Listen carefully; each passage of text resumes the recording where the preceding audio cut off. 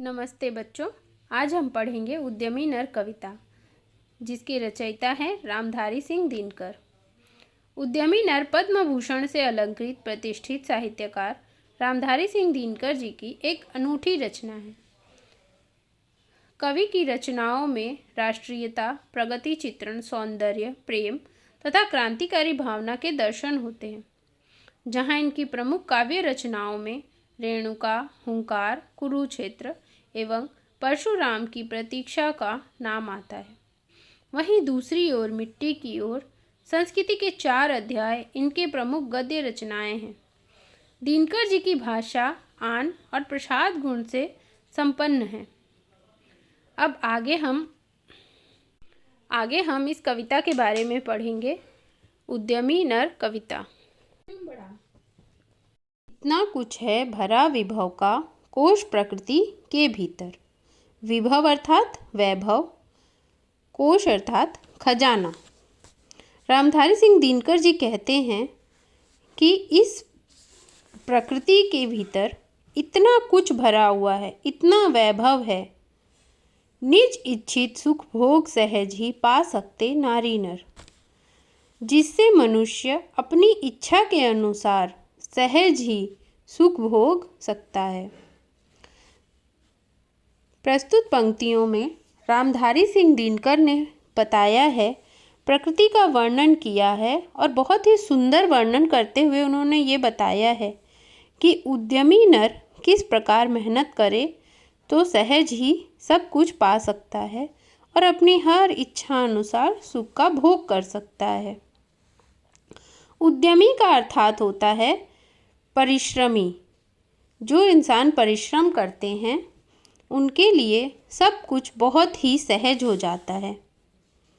सब हो सकते तुष्ट, एक साथ सब सुख पा सकते हैं, चाहे तो पल में धरती को स्वर्ग बना सकते हैं। अगर न मानव मेहनत करे तो वो सब कुछ पाकर संतुष्ट हो सकता है। तुष्ट का अर्थ है संतुष्ट, और हमारी धरती पल भर में ही स्वर्ग बन जाएगी। अगर मनुष्य मेहनत करे तो उनके लिए कुछ भी पाना असंभव नहीं है। तो इन 4 पंक्तियों का हम सारांश पढ़ते हैं। उद्यमी नर कविता की इन 4 पंक्तियों में कवि ने प्रकृति के कोश का वर्णन करते हुए बताया है कि प्रकृति में इतना खजाना भरा हुआ है जिससे मनुष्य सहज ही अपनी इच्छा अनुसार सुख का भोग कर सकता है। प्रकृति से हमें सभी तरह के खनिज, तेल, अनाज इत्यादि प्राप्त होते हैं। अगर मनुष्य धरती की गोद में भरा हुआ यह खजाना प्राप्त करने के लिए मेहनत करे तो निश्चय ही वह सभी सुखों को पाकर संतुष्ट हो सकता है और हमारी धरती को स्वर्ग बना सकता है। छिपा दिए सब तथ्य आवरण के नीचे ईश्वर ने, संघर्षों से खोज निकाला उन्हें उद्यमी नर ने।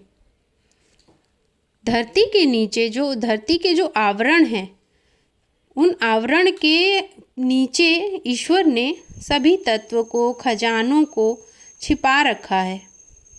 अगर मनुष्य मेहनत करे और संघर्ष करके उन खजानों को निकाल ले तो कुछ भी उसके लिए ऐसा नहीं है जो मानव संभव नहीं कर सकता है।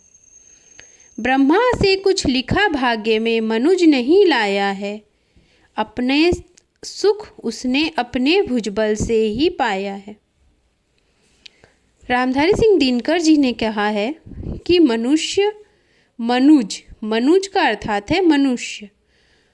उनका कहना है कि मनुष्य कुछ भी ब्रह्मा से भाग्य में लिखाकर नहीं लाया है, उसे अपनी रेखाएं खुद लिखनी है। वह खुद अपनी रेखाएं लिख सकता है। वह अपने भुजाओं के बल से अपना सुख प्राप्त कर सकता है। भुजाओं के बल अर्थात मेहनत, भुजबल। तो इन पंक्तियों का अर्थ है, धरती के प्रत्येक आवरण के पीछे कुछ न कुछ छिपा हुआ है। ईश्वर ने हमें प्रकृति के रूप में खजाने का भंडार दिया है। किंतु उसे खोजने और प्राप्त करने के लिए मनुष्य को संघर्ष करना आवश्यक है। यदि मनुष्य मेहनत करके इस खजाने को ढूंढ निकाले और उसे प्राप्त करने के लिए संघर्ष करे तो निश्चय ही उसका परिणाम प्राप्त होगा। कोई भी मनुष्य ब्रह्मा जी से कुछ भी भाग्य में लिखवा कर नहीं लाया है। वह अपने हाथ की रेखाओं को अपने मेहनत रूपी कलम से लिख सकता है और अपनों की भुजाओं के बल से हर सुख को प्राप्त कर सकता है। मनुष्य को अपनी किस्मत पर नहीं, अपनी भुजाओं के बल अर्थात मेहनत पर ही भरोसा करना चाहिए। आगे की पंक्तियां हैं। प्रकृति नहीं डरकर झुकती है कभी भाग्य के बल से। प्रकृति कभी भी भाग्य के बल से नहीं झुकती है। सदा हारती वह मनुष्य के उद्यम से श्रम जल से। उद्यम अर्थात मेहनत और श्रम जल अर्थात पसीना। प्रकृति कभी भी भाग्य के बल से नहीं डरती है, किंतु अगर मनुष्य मेहनत करे और अपने पसीने से उस धरती को सींचे तो उसे हार मानना ही पड़ता है। ब्रह्मा का अभिलेख पढ़ा करते निरुद्यमी प्राणी। ब्रह्मा का अभिलेख निरुद्यमी अर्थात जो लोग मेहनत नहीं करते हैं वो लोग ही पढ़ा करते हैं। धोते वीर कुंवक भाल का बहा भ्रुओं से पानी। जो लोग वीर होते हैं वो अपने पसीने से ही धरती के पैरों को धोते हैं। इन पंक्तियों में कवि ने ये बताया है कि प्रकृति किस प्रकार मेहनत से झुक सकती है। इन पंक्तियों का भावार्थ है, प्रकृति कभी भी भाग्य के लेख से नहीं डरती है। अगर वह डरती है तो मेहनत से, मेहनती व्यक्ति से। जब मनुष्य अपने परिश्रम से पहाड़ों नदियों को चीर कर रास्ता बनाता है तो प्रकृति अडिग नहीं रह सकती, उसे रास्ता देना ही पड़ता है। अगर किसान अपने पसीने से धरती को सींचता है तो धरती को अनाज रूपी सोना उगलना ही पड़ता है। मनुष्य अपनी मेहनत से धरती को सोना उगलने के लिए विवश कर सकता है, किंतु जो लोग अपने भाग्य के भरोसे बैठे रहते हैं प्रकृति उनकी कोई मदद नहीं करती है। परिश्रमी और वीर व्यक्ति अपने श्रम से ब्रह्मा का लिखा हुआ लेख भी बदल सकते हैं, किंतु आलसी व्यक्ति भाग्य का आवरण पहनकर पाप कर्म करते हैं। मेहनती व्यक्ति अपने पसीने की बूंदों से धरती के पैरों को धोते हैं और अपनी मेहनत से अपने दुर्भाग्य को भाग्य में बदल सकते हैं। आगे की पंक्तियों में कवि ने भाग्यवाद का विवरण किया है। उन्होंने भाग्यवाद या भाग्य पर भरोसा करने वालों की कड़ी निंदा की है। कवि कहते हैं कि मनुष्य को भाग्य के भरोसे नहीं रहना चाहिए। उनकी कथन में भाग्यवाद पाप है। भाग्यवाद आवरण पाप का और शस्त्र शोषण का, जिससे रखता दबा एक जन से भाग दूसरे जन का। भाग्यवाद पाप का आवरण है और शोषण करने का शस्त्र है, जिससे एक मनुष्य दूसरे मनुष्य के भाग को दबा देता है। पूछो किसी भाग्यवादी से यदि विधि अंक प्रबल है, पद पर क्यों देती न स्वयं, वसुधा निज रतन उगल है। कवि कहते हैं किसी भाग्यवादी से पूछो क्या विधि में लिखा हुआ है, क्या विधि के अंक सबसे आगे हैं, क्या वसुधा अर्थात धरती अपने आप रतन उगल सकती है? नहीं, ये कभी भी संभव नहीं है। इसीलिए रामधारी सिंह दिनकर जी ने भाग्यवाद की कड़ी उपेक्षा की है और उन्होंने कहा है कि भाग्यवाद के भरोसे नहीं रहना चाहिए। उनके कथनों में भाग्यवाद पाप है। पंक्तियों में कवि ने भाग्यवाद का विरोध करते हुए कहा है कि भाग्यवाद पाप का आवरण है और शोषण करने का शस्त्र है। जो लोग भाग्य के भरोसे रहते हैं वे दूसरे लोगों का शोषण करते हैं। शोषण करने का अर्थ हुआ छोटे लोगों को, गरीब लोगों को परेशान करना। वो पाप के भागी हैं। वो गरीबों का शोषण करते हैं और उनकी मेहनत की कमाई को उनको न देकर वो उन्हें स्वयं उपभोग करते हैं। अगर किसान मेहनत ना करे, जमीन से खुदाई ना करे, तो क्या धरती स्वयं रत्न उगल सकती है? रत्न अर्थात हीरे, जवाहरात, मोती, क्या अपने आप ही ये सभी बाहर निकल सकते हैं धरती से? नहीं, ये पॉसिबल ही नहीं है, ये संभव ही नहीं है। क्या भाग्य के भरोसे यह सब संभव है? नहीं। किंतु अमीर लोग गरीबों की मेहनत की कमाई उन्हें ना देकर पाप की गठरी बनाते हैं और उन्हें भाग्य का बहाना बनाकर उनका शोषण करते हैं, अर्थात उनकी मेहनत का हर्जाना वो स्वयं लेते हैं। गरीब मेहनत करते हैं और अमीर उनका लाभ उठाते हैं। आगे की पंक्तियां हैं। उपजाता क्यों विभव प्रकृति को, सींच सींच वह जल से।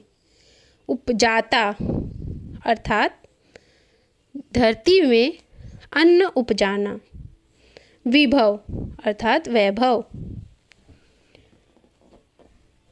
धरती को सींच सींच कर मानव प्रकृति से अनाज उपजाता है। क्यों न उठा लेता निज संचित कोष भाग्य के बल से। क्या भाग्य के बल से वह अपने संचित कोष अर्थात जो खजाना है उसे संचय कर सकता है? एक मनुज संचित करता है अर्थ पाप के बल से। मनुज अर्थात मनुष्य, संचित करना अर्थात इकट्ठा करना।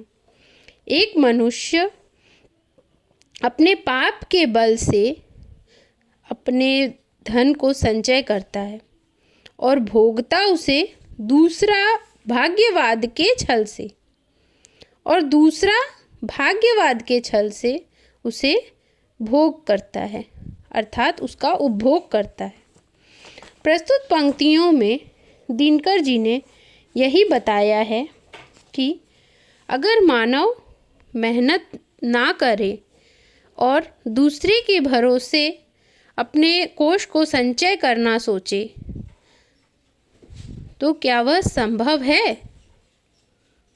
अगर मनुष्य मेहनत करे तो ही वो अपने कोष का संचय कर सकता है। इन पंक्तियों का अर्थ है, किसान इस धरती को सींचकर हमारे लिए अन्न उपजाता है। क्या यह बिना मेहनत के संभव है? अगर किसान धरती पर हल न चलाए, सिंचाई न करे, बीज न बोए और अनाज ना काटे तो क्या भाग्य के भरोसे अनाज पैदा करना संभव है? एक मनुष्य अपनी मेहनत से धन संचय करता है और दूसरा व्यक्ति उसे अपने पाप के बल से और भाग्यवाद के छल से उसका सुख भोगता है।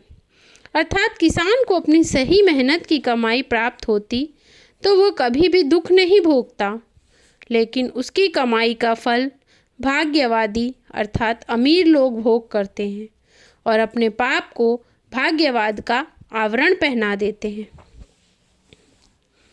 अंतिम पंक्तियां हैं। नर समाज का भाग्य एक है, वह श्रम वह भुजबल है। जिसके सम्मुख झुकी हुई पृथ्वी विनीत नभतल है। जिसने श्रम जल दिया उसे पीछे मत रहने दो। विजित प्रकृति से सबसे पहले उसको सुख पाने दो। इन पंक्तियों में कवि ने कहा है कि नर समाज का भाग्य है। मनुष्य जो है वो समाज का भाग्य है।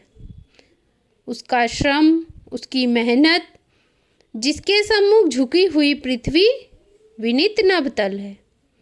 जिसके सामने पृथ्वी भी झुकती है और नभ अर्थात आकाश, नभतल के सामने वो विनीत है अर्थात झुकी हुई है और उसे प्रार्थना करती है। जिसने श्रम जल दिया उसे पीछे मत रहने दो। जिसने अपना श्रम जल अर्थात अपने परिश्रम से जिसने पसीने को बहाया है उसे पीछे मत रहने दो। इस विजित प्रकृति से सबसे पहले उसको सुख पाने दो। इस प्रकृति से जो हमें मिली है उसे सबसे पहले उसे सुख पाने दो जो अपने मेहनत के श्रम जल अर्थात पसीने से उसे सींचता है। इन पंक्तियों का भावार्थ है, मानव समाज का भाग्य मेहनत और भुजाओं का बल है। अगर मानव मेहनत करे तो उसके सामने प्रकृति को भी झुकना पड़ता है और आकाश भी उसके समक्ष घुटने टेकता है। कवि मानव समाज को यही संदेश देता है कि जो व्यक्ति मेहनत करता है, अपने पसीने से धरती को सींचता है, उसे कभी भी पीछे मत रहने दो। सबसे पहले मनुष्य का वही व्यक्ति अधिकारी है, सबसे पहले सुख का वही व्यक्ति अधिकारी जिसने मेहनत की है। हे मानव, मेहनती व्यक्ति को उसकी मेहनत का फल सबसे पहले दो, क्योंकि प्रकृति भी सबसे फल सुख देने के लिए अग्रसर है। अर्थात मनुष्य को भाग्य के भरोसे न रहकर अपने भुजाओं के बल अर्थात मेहनत पर भरोसा करना चाहिए। और मेहनती व्यक्ति के लिए कुछ भी असंभव नहीं है, वो सब कुछ कर सकता है। इसीलिए दिनकर जी ने इन पंक्तियों में यही कहा है कि भाग्य के भरोसे ना रहें, अपनी भुजाओं के बल पर भरोसा करें और अपने श्रम जल से, अपनी मेहनत से आगे की तरफ बढ़ते रहें और अपनी धरती को स्वर्ग बना दें। बच्चों, ये अध्याय ख़त्म हुआ। इसके भावार्थ के नोट्स मैंने बनाए हैं और इसको एंड में डाला है वीडियो के। अगर आपको चाहिए तो आप उसका स्क्रीनशॉट ले सकते हो, उससे आपको सभी प्रश्नों के उत्तर मिल जाएंगे।